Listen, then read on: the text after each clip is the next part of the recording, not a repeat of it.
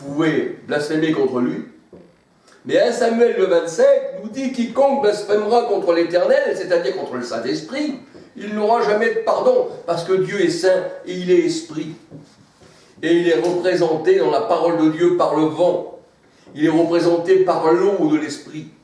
Il est représenté par le bras, par les mains, par le doigt de l'Éternel. Il est représenté par l'huile, il est représenté par la colombe.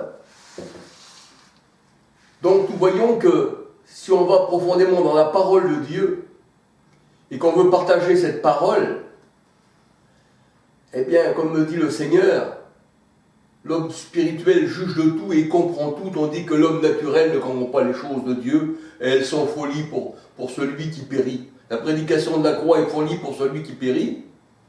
Et Paul disait, si vous pouvez supporter de moi, eh bien, un peu de folie,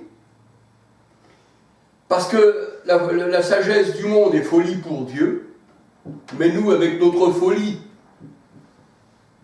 on a l'Esprit de Dieu, alléluia.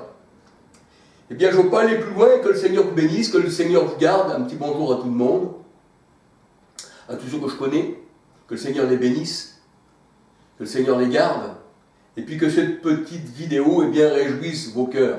Bien sûr, cette vidéo, je sais qu'elle va trouver de la critique. On va dire, cet homme-là, il est fou. Mais le serviteur n'est pas plus haut que son maître. Le Seigneur, à moi, s'ils m'ont rejeté, pardon, je suis un peu enrhumé, eh bien, ils vont rejeter aussi votre parole. Voilà, les ténèbres ne l'ont pas reçu.